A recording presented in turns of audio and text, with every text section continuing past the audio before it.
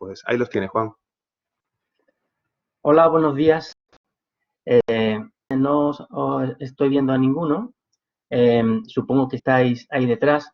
Me encantaría que en algún momento alguien que quisiera preguntar también también pudiera intervenir con vídeo, que se le pudiera ver. Porque de esta forma se mantiene un contacto un poquito más cercano en estas circunstancias, porque es la diferencia entre ver un vídeo y estar en una sesión virtual de estas, que se puede interactuar. Y yo os animo con todo mi corazón a que interactuéis desde el principio.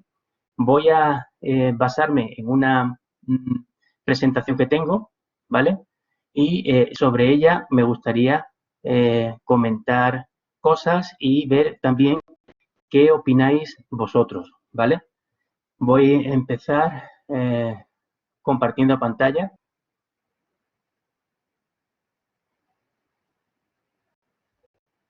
Me encantaría que alguien dijera qué es lo que estáis viendo. Si alguien pudiera intervenir, aunque sea con el micro solo. ¿Alguien me puede decir qué es lo que está viendo? Un video de un edificio. Ah, estupendo. Perdona, ¿cómo te llamas? ¿Cómo te llamas? La persona que ha intervenido en primer lugar, ¿cómo te llamas? Hola, soy Laura. Hola, Laura. Mira, Bueno. ¿habéis visto alguna vez este edificio allí en Sevilla? No lo he visto. No habéis tenido la oportunidad, ¿no? No he tenido la oportunidad. Ninguno sabe exactamente cuál es su situación en la ciudad, yo sí nada, lo he ¿no? visto. ¿Tú sí lo has visto? ¿Desde dónde lo has visto? Sí, yo sí lo he visto en el puerto. ¿Cómo La te terminal llamas? de cruceros en el puerto de Nueva York. ¿No? Hazmer. Sí, perdona, ¿cómo te llamas? Hazmer. Hazmer. Sí. Como está en un plano muy bajo con respecto a la ciudad, puede pasar más desapercibido. Os voy a... Julia, perdona. Juan, Sí. ¿tú estás viendo que están levantando la mano? ¿Te aparece en pantalla a ti o no? Julia, no. comenta lo que tú quieras. Pues me parece que cuando comparto pantalla no me aparece eso.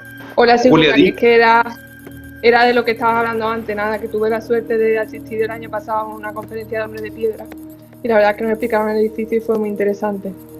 Ah, estupendo. ¿Es una conferencia en la escuela? Sí, nos explicaron en construcción, vino el arquitecto y nos explicó los sistemas constructivos que se habían utilizado. Muy bien, pues os comento, mira, voy a empezar esta presentación enseñando el edificio desde lejos, ¿vale?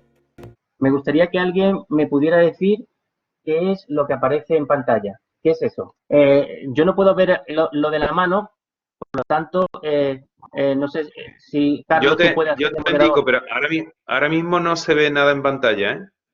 Vale, ¿no se ve nada en pantalla? No. Creo Vale. que el vídeo no lo está reproduciendo. No. Tranquilo. Vamos a ver. ¿Se Ah. ve ahora algo en pantalla? Un punto. Tú no digas nada, Carlos. Vale. A ver si alguien que está viendo ahí. Nada más que una...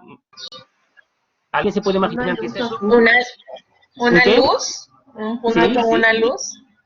Permiso, yo soy Sí. Sara y veo mucha oscuridad. ¿Alguien se imagina qué puede ser eso? Aquí están diciendo que sí es la Tierra. Juan dice que sí es la Tierra. ¿Quién lo ha dicho eso? ¿Quién lo ha ¿Quizá dicho? un punto en el universo? Sí, es un punto en el universo, pero ¿quién ha dicho que es la Tierra? ¿Quién lo ha dicho? Juan. Otro Juan, ¿no? Otro Juan. Oye, Juan, tienes 2 puntos positivos. Efectivamente, es la Tierra. La Tierra vista a 6.000 millones de kilómetros. Es la vista más lejana que tenemos de nosotros. Está tomada por una nave espacial que está saliendo ahora del sistema solar, que es la Voyager 1, y esta foto la tomó el 14 de febrero de 1990. Es la última foto que tomó de la Tierra y es la foto más lejana que tenemos de la Tierra. Imaginaros lo que es ese punto tan pequeño, pues todo lo que nosotros somos, todas nuestras ilusiones, todo está dentro de ese punto. Eso nos da una perspectiva. lo que quiero comentaros es que la tecnología y la ciencia no solamente nos dan unas herramientas para transformar el mundo, sino también nos da una perspectiva que nos sitúa en ese mundo. Nos da una idea de lo que somos en ese mundo. Y no solamente nos da, por así decirlo, potencia de transformar el mundo, sino también humildad al enseñarnos exactamente cuál es la realidad de nuestra situación en el mundo. Fijaros que desde el principio la ciencia más que nos ha hecho curas de humildad. Desde que pensábamos que la Tierra era el centro del universo y que todas las estrellas y todos los planetas giraban en torno a nosotros, incluido el Sol, hasta cuando supimos, gracias a Darwin, que nosotros no éramos nada más que un animal como los demás, que tenía ciertas peculiaridades, pero nada más. Todo eso han sido curas de humildad que nos ha dado la ciencia. Esta otra fotografía, tomada por el Apolo 17 en el 72, es una de las fotografías más conocidas también de la Tierra, donde se ve completa. Nos enseña también otra gran verdad sobre nosotros. Pensamos, por ejemplo, que la Tierra es muy grande, pero la Tierra es muy limitada, muy finita, preciosa, pero muy frágil. Cuando estamos dentro de su superficie, miramos al cielo y pensamos que el cielo es infinito, que la atmósfera es gigantesca. Pero si la vemos desde arriba, vemos que la atmósfera en realidad es una capa muy fina. Fijaros, la estoy dibujando. ¿Sabéis? La Tierra tiene 12.700 kilómetros de diámetro. Pues bien, el espesor de la atmósfera es solo de 11 kilómetros. ¿Vale? Eso significa que si dividimos 11 entre 12.700, la relación prácticamente es 1 entre 1000.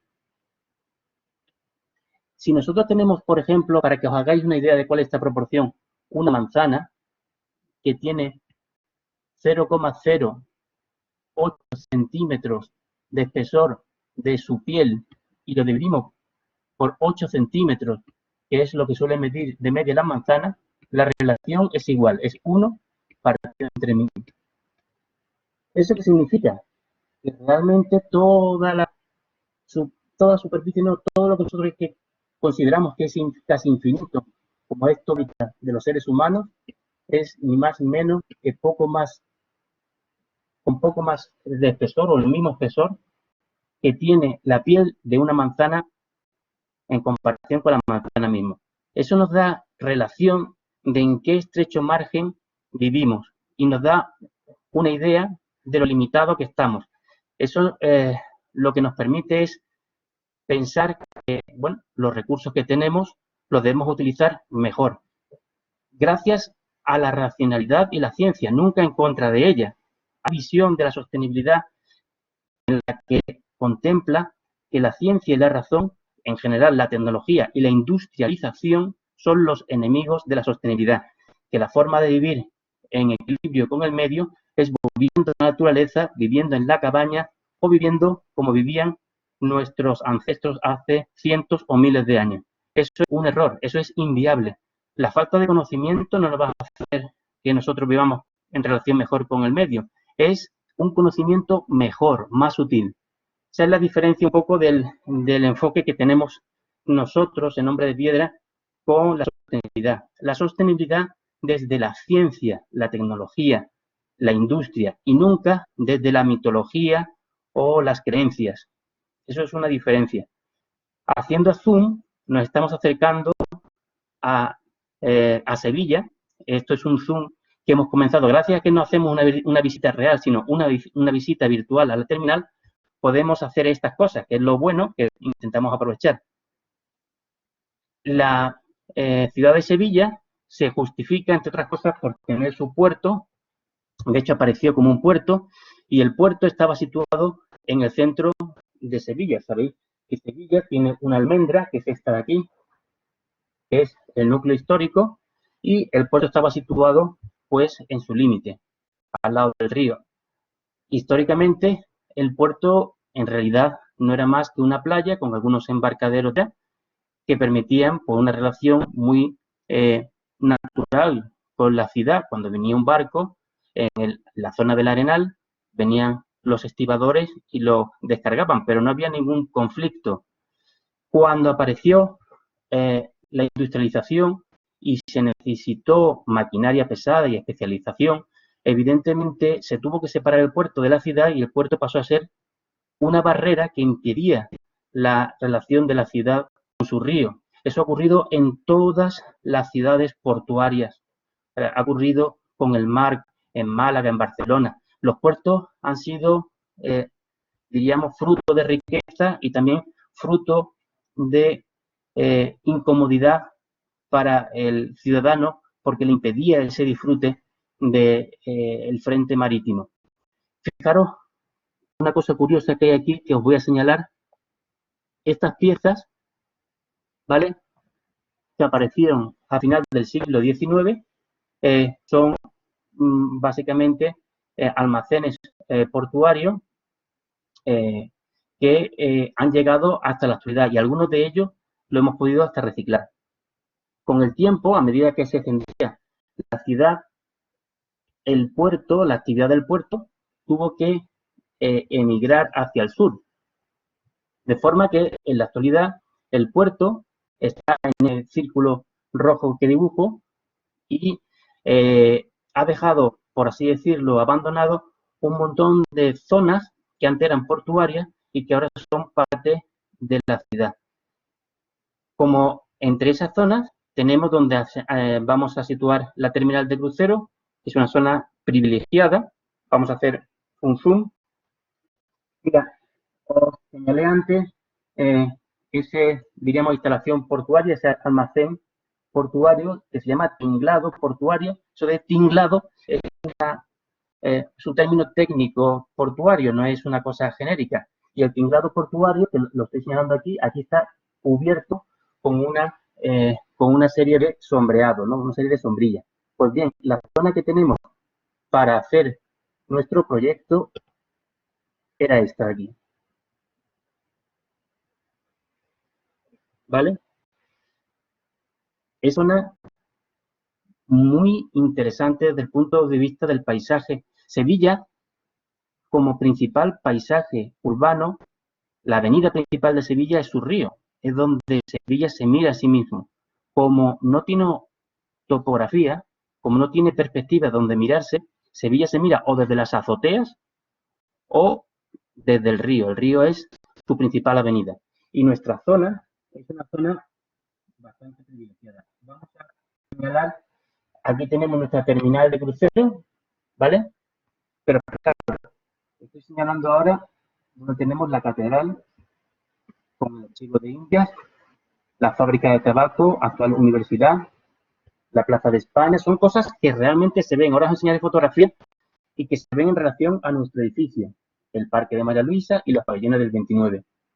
Con lo cual, lo que os quiero decir es que el compromiso con el paisaje urbano de Sevilla era increíble. Es una de las zonas más sensibles desde el punto de vista patrimonial. Quiero deciros que, aparte de ser profesor de construcción, soy profesor de historia en la escuela y todo esto, pues, evidentemente, hay que tratarlo con muchísima sensibilidad. Pero la sensibilidad histórica no significa repetir la arquitectura del pasado. Eso es, muchas veces, por así decirlo, falta de respeto, porque es creerse que uno puede repetir lo que arquitectos y artistas del pasado con otra sociedad y otras capacidades pudieron hacer, y ahora es completamente inviable. Cuando se acercaba un crucero, lo que se hacía era, bueno, como los cruceros venían una vez al mes como mucho, simplemente se instalaba una carpa, una tienda desmontable, se atendía a los cruceristas y ya está. Pero sí que es cierto que daba una sensación, nos comentaban los responsables del puerto, de muchísima provisionalidad y una sensación, bueno, que no estaba acorde con la ciudad a la que iban a visitar. Esa sensación de provisionalidad, de todas formas, desde el punto de vista sostenible, aquí tenía mucho valor, porque si no era necesario realmente más instalación que esta instalación es suficiente. Y desde el punto de vista sostenible, no se debería realmente hacer más instalación, crear, por ejemplo, una terminal de crucero con el inmenso gasto energético y de recursos que se supone para un uso tan escasísimo como que venga un crucero una vez al mes o una vez cada 2 meses a veces. Pero sí que es cierto que la afluencia de cruceros empezó a subir un poco más y por otro lado también es cierto que las sensaciones con respecto al crucerista se querían cambiar. La primera impresión de un crucerista cuando arribara a Sevilla no debía ser meterse en una tienda de campaña. La otra opción, el siguiente nivel, ¿cuál podría ser? Crear una construcción provisional, ¿no? Una construcción, por así decirlo, de emergencia. Aquí vemos una serie de ejemplos de lo que es construcciones provisionales, construcciones industrializadas, que lo que hacen es resolver un problema de una forma urgente. Todos conocéis este tipo de construcciones. Ahora mismo tienen cierto protagonismo porque son capaces de construir en una ciudad china un hospital para 1000 personas en 10 días. Tiene su valor y tiene su interés como construcción de emergencia, pero para una ciudad esto es un peligro, en el sentido de que si tú vas a construir una obra y vas a tener varios meses una construcción como esa, ahí pues no pasa nada. Pero ¿qué pasa cuando esa construcción se lleva 20 años? ¿Qué pasa cuando crees que con esto vas a, diríamos, solventar un problema de forma puntual y de forma temporal, y esa temporalidad se convierte en 10? Pues básicamente lo que has hecho es crear un nuevo problema. Si tú amplías un colegio, por poner un ejemplo, o una universidad con módulos como estos, que están hechos simplemente para, diríamos, intentar solventar las mínimas necesidades y no le das una calidad paisajística, una integración en el tejido urbano, una calidad espacial, unas condiciones de habitabilidad adecuada, lo que estás intentando resolver se convierte en un problema, en un cáncer urbano que luego tendrás que resolver. A la larga se percibe como fracaso. A la larga no se percibe como que tú has hecho una construcción y has resuelto un problema de forma rápida, económica. No. Se percibe como un fracaso cuando las personas que están dentro descubren que las condiciones de habitabilidad son horrendas, cuando descubren que se cargan, que estropean el paisaje urbano de esa forma, porque cuando tú tienes una construcción como esta, está hecha justamente para no atender al lugar y la arquitectura es el lugar, entonces empiezas a tener problemas y a tener dudas. Esto se empezó a plantear y nosotros dijimos que esta no podía ser la solución, porque entre otras cosas, aunque se utilizaran esos mismos, por así decirlo, materiales, se debían hacer otra actitud completamente diferente. ¿De qué estamos hablando? Por supuesto que estamos hablando de una construcción adecuada a una necesidad. Por lo tanto, tenía que tener un límite en sus costes y un límite y un menor plazo, porque las necesidades no eran la de solventar un problema que necesitase durante muchísimo tiempo un uso, sino un problema muy puntual. Por lo tanto, si el problema era puntual, intentar solventarlo con una construcción carísima, excesiva y con una gran, por así decirlo, presencia urbana, pues es un gran error. La arquitectura industrializada, por supuesto que puede ser la solución. Se pueden aquilatar los costes, se pueden reducir los plazos, pero todo esto no se hace con menor arquitectura, sino lo que yo os propongo es que se hace con más arquitectura. ¿Qué significa más arquitectura? ¿Alguien me puede decir qué significa más arquitectura? ¿Alguien que quiera intervenir? Yo no estoy viendo si alguien levanta la mano con la presentación compartida de pantalla. No sé si, Carlos, si tú estás ahí. ¿Alguien está ahí? Sí, de momento nadie ha levantado la mano. Si yo veo que alguien levanta la mano, yo le doy la palabra, no te preocupes, ¿vale? Vale.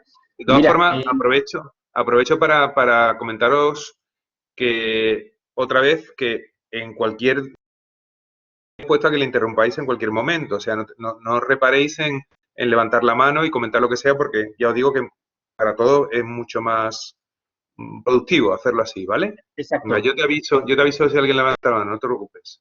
¿Qué significa? Yo hago esta pregunta a ver si alguien me puede contestar. ¿Qué significa más arquitectura en este contexto? ¿Alguien se atreve? Quizás más humanidad. Sí, correcto. Situar al hombre en el centro del problema. No es un asunto solo de materiales, no es un asunto económico, es un asunto además de persona, de crear a la persona un espacio adecuado de calidad. Y yo diría además otro factor importante, a ver si alguien me lo puede decir. Además de pensar, por supuesto, en las personas, el otro factor importante de la arquitectura es... ¿Alguien se atreve? Pensar en la naturaleza. Correcto. Pensar en el lugar, de una forma muy genérica. Es decir, pensar en el lugar supone que tú construyes no de forma, por así decirlo, abstracta. Tu arquitectura responde a un paisaje visual, a un paisaje urbano, a un paisaje natural y también a un paisaje en el sentido más amplio, a un paisaje natural en el sentido de que tú tienes que responder a tu medio ambiente. Con lo cual, al final, esos dos factores en la arquitectura industrializada que hemos estado viendo, estándar de casetas de obra, de oficinas prefabricadas utilizando contenedores marítimos, eso no está. Primero porque se construyen de forma seriada, utilizando como objetivo que el precio sea lo más bajo posible, que la producción sea lo más alta posible y que el tiempo sea el menor posible de colocación. Con lo cual, los factores de pensar en un espacio agradable para el ser humano, un espacio donde uno esté confortable, donde estéticamente se sienta agradable, donde la iluminación sea la adecuada, la iluminación natural, todo eso no está. La sensación que uno tiene en una caseta de obra es de estar tocando chapa y plástico de una forma muy desagradable y no para nada de estar en un espacio donde a uno le gustaría estar si le dejaran. La diferencia es de la arquitectura con lo que hemos visto es que frente a lo que hemos visto, los espacios que genera la arquitectura tienen que generar el deseo de estar. Y por otra parte, tienen que estar en un lugar con un contexto urbano, no pueden destrozar el paisaje urbano. Ya puedan ser construidos de forma industrializada, pero tienen que responder a una calle, a un paisaje urbano, porque si no es por así decirlo, es un atentado a la ciudadanía. No puedes ver una caseta de obra al lado de la Giralda y decir que eso es arquitectura. Si la caseta de obra se queda ahí mucho tiempo, la gente dirá, oye, esto es increíblemente feo, esto es increíblemente, no sé, acabará evidentemente que generando un problema social y esa caseta de obra o esa construcción industrializada se tendrá que quitar. Pero a pesar de ello, esos materiales, esos contenedores pueden ser un material adecuado para construir arquitectura. Pues eso es lo que hemos intentado resolver en este edificio. Intentar hacer arquitectura con unos materiales con los que no se hacía arquitectura normalmente, sino se hacía más bien, por así decirlo, o transporte, porque son contenedores marítimos reciclados, transporte son embalajes grandes, o arquitectura de una calidad ínfima o no arquitectura.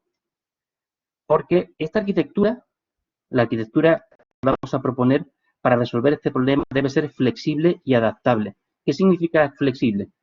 Que pueda utilizar distintas formas para distintos usos, para distintos programas, sin muchas modificaciones. Pero además, adaptable, es decir, cuando se necesite esa modificación, que sea fácilmente modificable. También perfectible y ampliable. ¿Qué significa perfectible? Perfectible significa que tú puedes dar una construcción con una serie de prestaciones, por ejemplo, de instalaciones, pero está pensada para mejorarse en el futuro, para mejorar esas instalaciones, ese aire acondicionado, mejorarlo, mejorar diríamos, aislamientos. Es decir, que tú das un producto con una determinada posibilidad de prestación y calidad, pero está perfectamente preparado para ir aumentando con el tiempo, adaptándose o a las nuevas necesidades o a los nuevos presupuestos, las nuevas tecnologías, etcétera. Es decir, que evolucione en el tiempo y, por supuesto, ampliable, porque un edificio que no evolucione en el tiempo de forma que permita aumentar su espacio es un edificio que está condenado. Porque una de las cosas, sobre todo en edificación pública, que sí sabemos, es que las necesidades van a cambiar.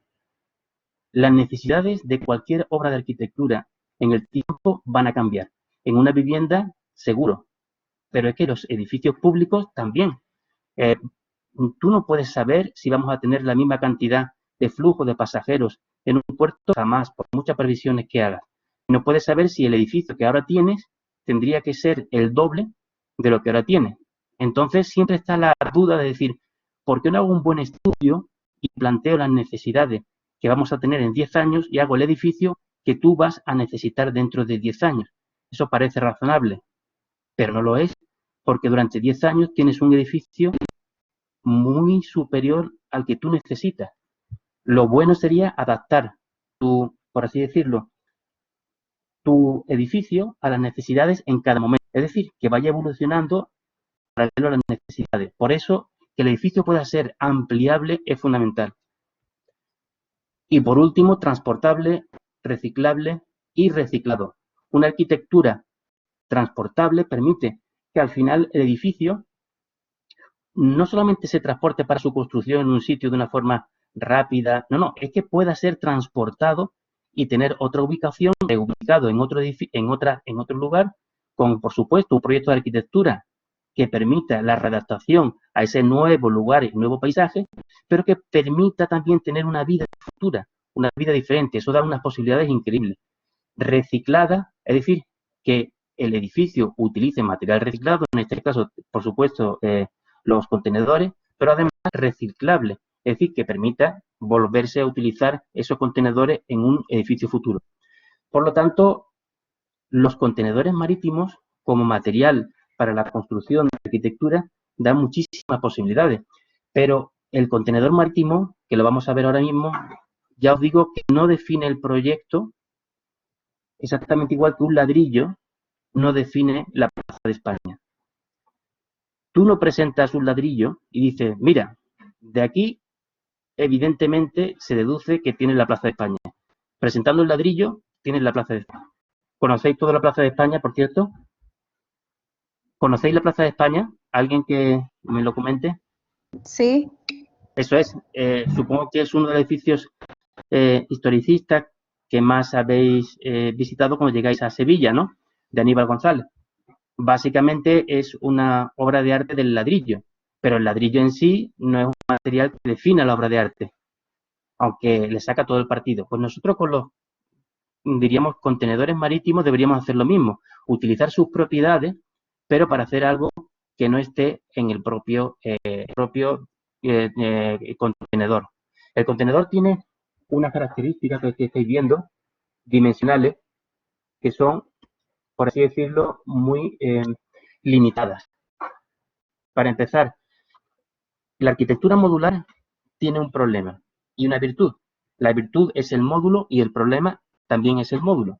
La virtud del módulo es su transportabilidad, su perfectamente facilidad de ampliación. Desde el punto de vista de arquitectura es precioso diseñar con módulos. El problema de la arquitectura modular también es el módulo, y es que son normalmente, en este caso, precisamente por transporte, módulos muy estrechos.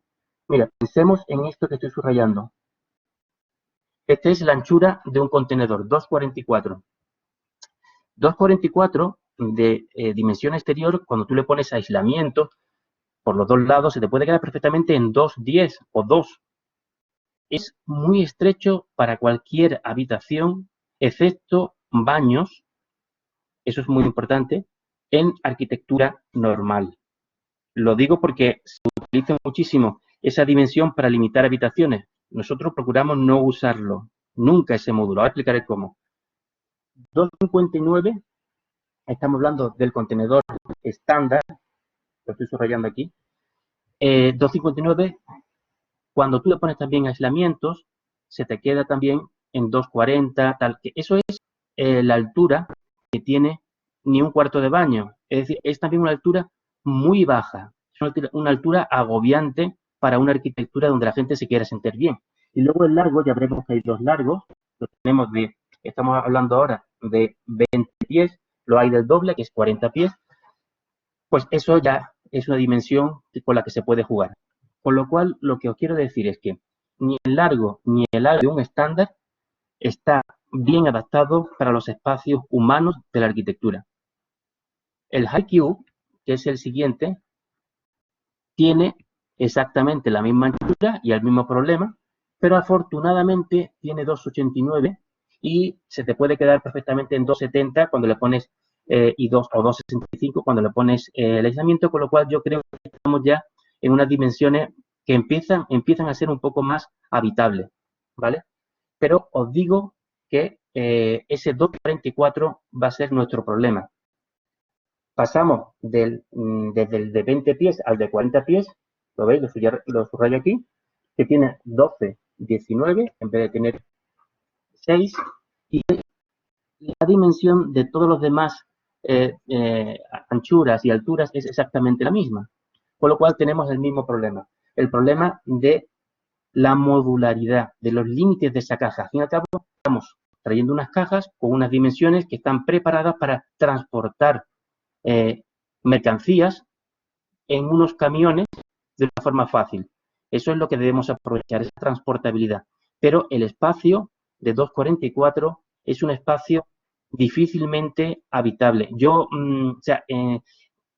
Hacer diseños de arquitectura con contenedores es en sí casi casi un estilo de la arquitectura, se ve muchísimo, podéis consultar muchísimos proyectos de internet y muchísimos de ellos utilizan ese módulo, el módulo de 2,44 para hacer, por ejemplo, anchura de dormitorio. Eso diríamos que está al límite. Yo alguna vez lo he hecho, pero son las habitaciones secundarias o habitaciones, pero no puede ser que tu habitación principal tenga 2 metros de ancho porque la cama en sí ya son 2 metros. Luego no puedes ni pasar por delante de la cama. Entonces hay que buscar una solución a eso. ¿Cuál puede ser? Pues estudiarlo desde la arquitectura.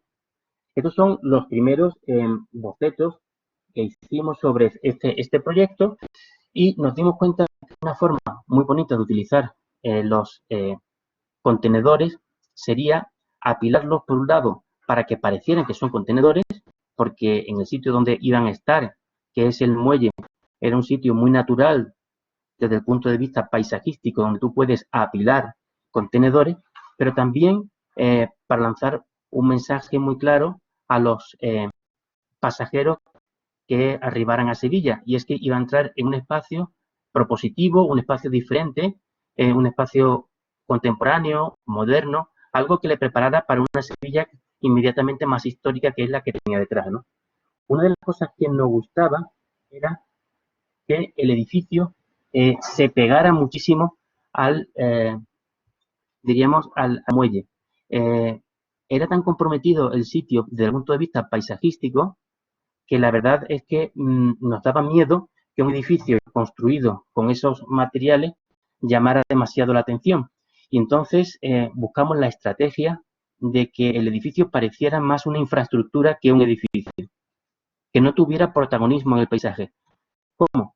Haciendo esa repetición y haciendo ese juego de claros y oscuros y que de alguna forma fuera como parte del juego de claros y oscuros que tiene un muelle. Estoy dibujando ese juego de claros y oscuros, ¿veis? Aquí debajo, pues ese juego de claros y oscuros se repite exactamente aquí. Ese ritmo tan fuerte hace que el edificio, en vez de ser algo que tú interpretes como un objeto, lo interpretas como una infraestructura que es parte del muelle y prácticamente desaparece de la percepción cuando lo ves de lejos. Cuando te acercas, evidentemente, toma mucho protagonismo. Si además como está aquí claro, la situación de la ciudad, fijaros dónde está la ciudad, ¿veis? Está por encima del muelle y tú metes el edificio a una cota inferior, pues evidentemente tú escondes la mayor parte de la volumetría del edificio, de forma que solamente vas a ver estos elementos superiores que lo tenemos al modo de lucernario y que permite ver a través de ellos. Ahora mismo os lo voy a explicar mejor. Fijaros aquí. ¿Veis el edificio? ¿Lo estáis viendo? ¿Alguien no ve el edificio? ¿Lo veis, no? A ver, ¿alguien está queriendo hablar? Moderador. Solo están No, diciendo... lo que están todos diciendo que sí por el chat. Como tiene la pantalla completa, claro, tú no ves el chat, pero todos no están veo el chat. respondiendo. Yo no veo el chat. Si doy presentación no veo el chat. Decidlo de viva voz, por favor. Sí, mejor quizá. Yo sé que lo del micrófono, conectar y quizás sea porque si no, Juan no tiene feedback, ¿vale? Sí, yo necesito el feedback. Que no sé si estoy grabando un vídeo, necesito que alguien que me diga algo. ¿Alguien me Sí. puede decir dónde está el edificio? Abajo a la derecha. Correcto. Fijaros una cosa. Fijaros lo que estoy dibujando. El tablero del puente. ¿Ves? El tablero del Juan, puente. se te va a veces el sonido. Se te va. Si es que te alejas mucho del micrófono. No me alejo, estoy a la misma distancia, debe ser el canal. Fijaros una cosa, veis perfectamente diríamos, vamos a ver, entero aquí.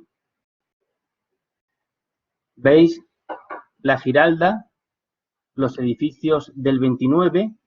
¿Veis el compromiso tan grande que tiene este edificio en el paisaje? Pues una opción es, como estoy señalando, geométricamente hacerse como si fuese un elemento que apoya al, por así decirlo, al puente, como un elemento que ancla el puente a uno de sus lados y que por otro lado lo que hace es crear ese ritmo aquí y aquí que permite interpretar el edificio casi como una infraestructura del muelle. Con lo cual el edificio como objeto que toma protagonismo en el paisaje desaparece. Solamente aparece la torre esta que es de los ascensores, que ahora la veremos, y que es evidentemente una funcionalidad para, por así decirlo, señalar la situación desde la avenida de la Palmera, porque si no el edificio pasaría completamente desapercibido.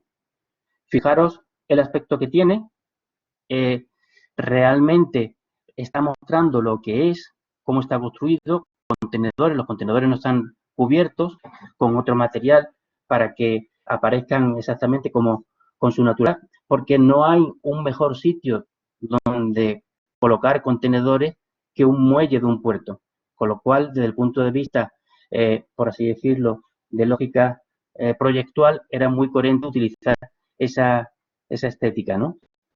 Pero fijaros además que está cuidado, que no es una situación de contenedores colocados al azar, industrializados, sino realmente cada detalle está dando, pues, reforzar el volumen del contenedor, reforzar esas miradas. Esos contenedores hacen una especie como de efecto de cabezas que miran al pasajero cuando desembarca en el muelle. Es una especie de, por así decirlo, metáfora de fingers. ¿Recordáis los fingers de los aeropuertos? Pues evidentemente no lo son porque no estamos hablando ni de la misma escala ni nada, pero esa es la idea. ¿Veis la torre esta? La torre esta es la torre del ascensor que permite subir a la planta superior y que además tiene una función señalética, la función de marcar la posición del edificio cuando tú estás en la avenida de la Palmera. La avenida de la Palmera es una cota muy superior, con lo cual si no le colocas eso, pues parece desapercibido. En realidad es un contenedor completamente vertical. Ese juego de contenedores colocados en distintas posiciones es lo que le da la personalidad al edificio. Pero luego está cosido con un elemento de cerrajería diseñado que contiene iluminación, que ya veremos, que lo que hace es atar todo el edificio. Fijaros lo que os comentaba antes, desde la ciudad, esto es desde la avenida de la Palmera hay un pequeño parque y luego ya se ven esos lucernarios que son la parte superior de nuestro edificio. Nos acercamos y diríamos que el edificio es transparente. Tú puedes ver a través del espacio que hay entre cada uno de esos volúmenes la orilla de enfrente. Es una forma muy respetuosa de colocarse en el paisaje. Esa es la diferencia con la arquitectura industrializada, por así decirlo, que está hecha para las emergencias. Esto no está hecho para una emergencia. Eso está hecho para quedarse 10 años, 15 años, 20 años. Yo creo que en algún futuro se tendrá que modificar o cambiar de situación, porque no, pero a lo mejor pasan 50 años para que eso pase. Durante todo ese tiempo, ese edificio está cumpliendo una función en el paisaje y está pensado para esa ubicación.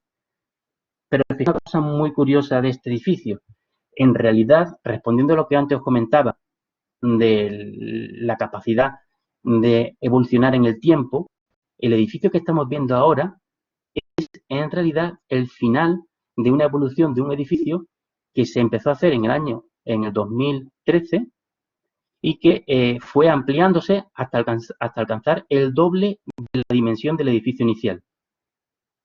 Figuraros qué curioso. En realidad, una de las cosas más graciosas que tiene el edificio es que esa evolución que ha permitido duplicar el espacio pasó de 460 metros construido en la primera implantación a 1100, 1096 en concreto en la segunda. Eso no ha sido una cosa que la gente haya notado. Es rarísimo. Entre otras cosas, me lo comentan compañeros de la escuela, profesores de proyectos, me dicen, oye, pero parece sí que es más grande, pero realmente se ha ampliado. Pues no solamente se ha ampliado al doble. ¿Por qué no se nota tanto esa ampliación? Primero porque la ampliación era parte de un plan, no era una realización, era parte de un plan preestablecido, con lo cual sabíamos perfectamente cómo teníamos que ampliar el edificio.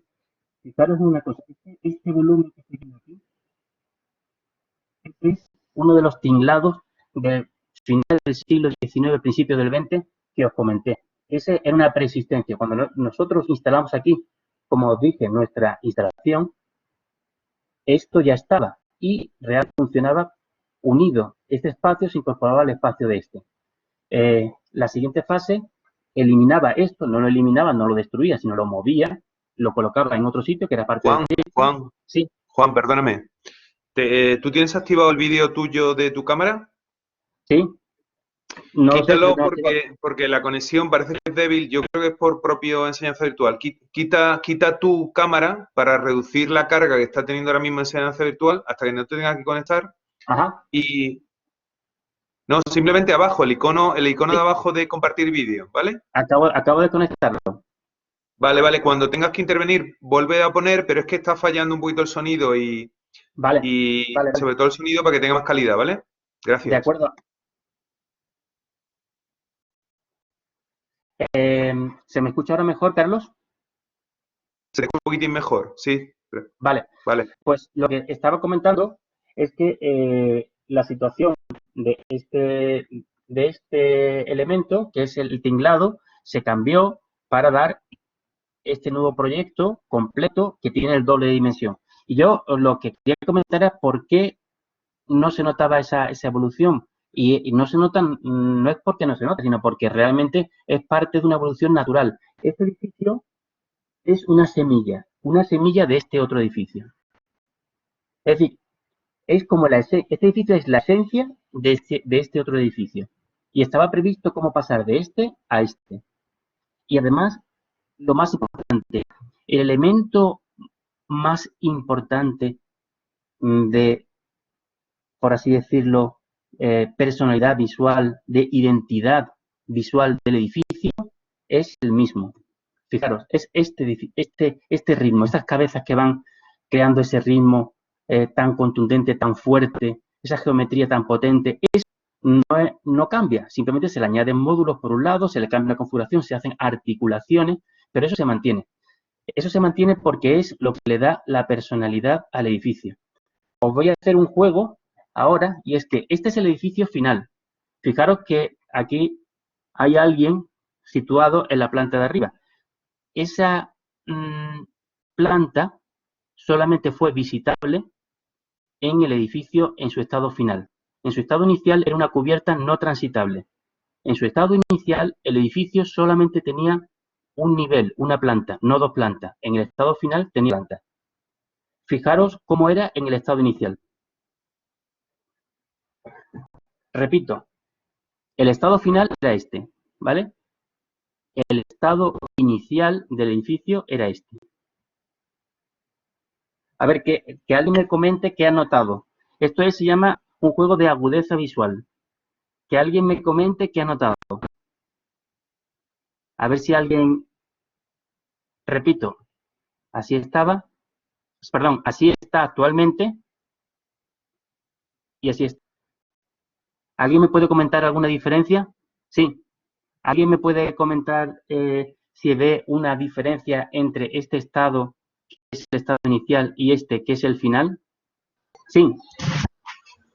Un refuerzo estructural entre los módulos de abajo y los de arriba. Se agregaron unas vigas entre los módulos de arriba. Supongo que porque la plataforma sin un refuerzo estructural no era suficiente como para que fuera un espacio transitable. Bueno, una de las diferencias que veo, además de las luminarias que hay. Sí, pero eso, tú tienes información por ahí privilegiada, porque eso no se ve aquí, eso es real, eso es cierto. Pero Algo que yo noto es que en los módulos superiores se achica el espacio de los balcones. no, debe ser un efecto, no se achica, A ver, es un efecto de la le foto. colocas unas luces, le colocas Álvaro bueno, está levantando la mano. los superiores, Sí. se resaltan los espacios superiores con las luces, además de habilitar el techo para tránsito, donde aparece representar la persona y la baranda. Sí, Bueno, y una correcto. plataforma que aparece en la parte inferior. Sí, correcto. Hay como... Exactamente. Hay un cuidado de la iluminación exterior, entre otras cosas porque teníamos más presupuesto y porque la planta de arriba en el estado inicial, que ahora estáis viendo, la planta de arriba no era transitable. Fijaos en un detalle curioso. Fijaos.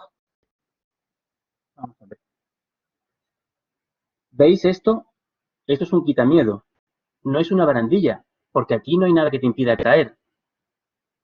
Eso está configurado como si fuese una ventana y como si fuese una puerta, pero en realidad esto no es visitable. Esto es visitable solo para mantenimiento. Y eso es un quitamiedo, no es un quitamiedo, es una línea de vida que se utiliza para mantenimiento. Sin embargo, la configuración de este espacio era para que imaginara ser una terraza. No siendo una terraza, proponía ser una terraza. Porque en el siguiente paso de la evolución del edificio, perdona, en el siguiente paso sí se convierte en terraza y ya se puede visitar, pero en el primer paso no es terraza. No es más que una zona que permite limpiar esos vidrios. Es curioso, nosotros hacemos el proyecto pensando en el futuro, pensando en su evolución, pero evidentemente no se necesita. Una de las cosas más curiosas es que esas carpinterías que se mantienen en la primera y la segunda fase son con rotura de puente térmico, pero el primer proyecto no tenía suficiente aislamiento, no tenía casi aislamiento. Con lo cual, realmente no tiene sentido colocar ni vidrios, como eran esos, vidrios con cámara y muy aislante y rotura de puente térmico, cuando al final tú tienes unas fachadas que no cumplen, por supuesto, sus condiciones de aislamiento para nada. En realidad, este edificio se pudo hacer porque era un edificio de estancia momentánea. Era un espacio protegido, pero nunca para estancia permanente. El código técnico nuestro nos permite, pues, en este tipo de edificaciones, ciertas posibilidades. Pero en realidad ni siquiera era un edificio. Era una instalación.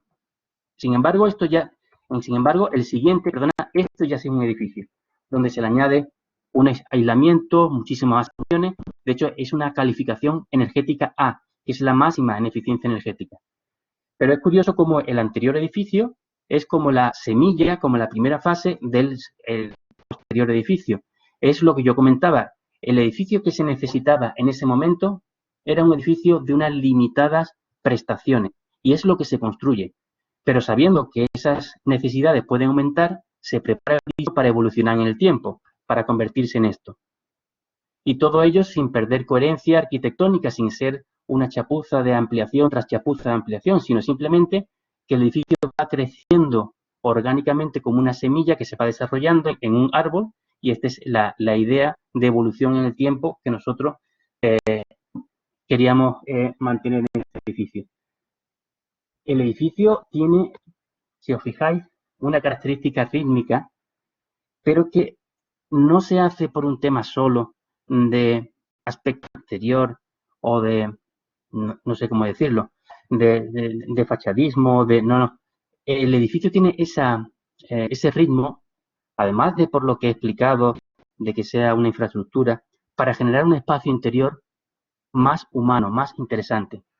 Os voy a comentar. Mira, nosotros tenemos la sección de este edificio. ¿Veis? Estoy dibujando ahora. Estoy dibujando pues por los contenedores, ¿vale? Como en sección. Mira, este edificio tiene un contenedor ahí, que lo he dibujado como en azul. Otro contenedor aquí, ¿vale? Otro módulo y un tercer módulo. Y me diréis, bueno, pero esto no... ¿Y qué hay debajo de ese tercer módulo? No hay nada. La gracia de este edificio es que se ha utilizado ese primer módulo, ese segundo módulo, ¿vale? Y ese tercer módulo. Y con 3 módulos generamos el espacio. ¿Cómo? Porque se ha recortado el suelo. Este suelo se ha recortado del módulo superior, ¿ves? Se ha recortado y ahora lo ponemos, ese suelo, a nivel del inferior. Y hemos generado un espacio de doble altura. Luego se recortan los límites, diríamos que tenemos entre los lateralmente entre los contenedores, y aumentamos también en esa dimensión el espacio. ¿Qué es lo que hemos conseguido con esta manipulación de la estructura? Primero hemos conseguido tener un doble espacio, cosa que es fundamental en un espacio público que va a tener como mínimo 500 metros cuadrados en las salas principales. Y también otro gran virtud es que conseguimos ampliar en planta el espacio diáfano, con lo cual con esta estrategia hemos conseguido matizar los dos problemas de la modularidad del contenedor, que era que no tenía mucha altura y que tenía un módulo de 1,44 de ancho, o sea, de 2,44 de ancho, que era muy estrecho para generar cualquier estancia. Las estancias de este edificio no están limitadas por la modularidad del edificio. La modularidad del edificio le da carácter, nos permite hacer estos dobles espacios, ¿vale? Pero lo que no le da es el límite de esa dimensión. Fijaros cómo se ha reducido. Fijaros aquí, hay un esquema de lo que se ha ido realizando en cada contenedor, porque el contenedor, para ahorrar recursos, lo consideramos que era, nosotros decimos como el cerdo, que es aprovechable hasta los andares, decimos por aquí. Es decir, que hay que aprovecharlo absolutamente todo. Se contabilizaba lo que se quitaba de cada uno de los contenedores para utilizarlo en otra parte. Por ejemplo, ¿veis esta puerta de atrás del contenedor? Pues estas puertas fueron utilizadas en distintas posiciones en el interior del contenedor como puerta para llegar a distintas estancias. El suelo, ¿veis el suelo que recortamos aquí? Este suelo, lo hemos recortado del contenedor superior. Lo pasamos, como antes dijimos, al suelo a nivel del contenedor inferior. Cada uno de estos elementos se contabiliza y se intenta reutilizar. Con lo cual, al final, lo que tenemos es algo más interesante que una suma de cajas estrechas inhabitables. Tenemos un espacio rítmico iluminado con una doble altura y con un lucernario que, orientado al norte, permite recibir la luz indirecta reflejada en el contenedor que tiene a su lado. Y por supuesto, con una dimensión que hace que sea mucho más agradable esa altura. Y lo más importante, con una visión transversal del espacio, de forma que el contenedor en su anchura no limita esa dimensión, esa máxima dimensión del edificio. Eso es fundamental cuando estamos jugando con los, por así decirlo, con los módulos, entender los límites de los módulos. Fijaros aquí abajo en la planta la esencialidad del edificio en primera fase que hemos creado. Hemos creado básicamente un espacio grande, diáfano, ¿vale? Este espacio es el espacio principal multiuso, iluminado cenitalmente, como hemos visto antes, creando un ritmo de luces y sombras muy interesante. Hemos creado un espacio de circulación. Este espacio de circulación permite dar servicio a ese espacio principal, y esto es fundamental. Y por último, hemos creado un espacio que es de servicio. Este espacio es almacén. Ese espacio es fundamental para que el espacio principal funcione. El espacio de almacenaje o de servicio que apoya el espacio principal hace que el espacio principal pueda funcionar. Si tú tienes un espacio multiusos y tienes mobiliario y no sabes qué hacer con el mobiliario cuando va a pasar de un uso a otro, porque normalmente cada uso requiere su propio mobiliario, y no tienes un espacio que almacene ese mobiliario, el espacio principal no tiene buena usabilidad. Por lo tanto, el espacio servidor es fundamental para que el espacio servido funcione. Es una enseñanza de Louis Kahn en su arquitectura. Cuidaba tanto el espacio servido como el espacio servidor. Fijaros, esta es la fachada que se hace pensando en esa modularidad, en ese ritmo del muelle, de los pilones del muelle, de forma que se quede todo él. Como veis, al final el efecto es el que pretendíamos. Pero es que además, desde un punto de vista termodinámico, este uso de los dobles espacios nos permite conseguir que se mejore el clima, que se mejore el ambiente en el interior del edificio. Por estratificación sabemos que el aire caliente sube y el aire frío, por densidad mayor, se queda más abajo. Si tú consigues un doble espacio, lo que hace es quitar presión al aire en la parte inferior, el aire caliente se va al superior, y si además, como aparece en nuestro proyecto, tenemos ventanales situados en los lados este y este, donde tenemos los vientos dominantes que tenemos en nuestro edificio, en nuestro lugar, es de oeste a oeste.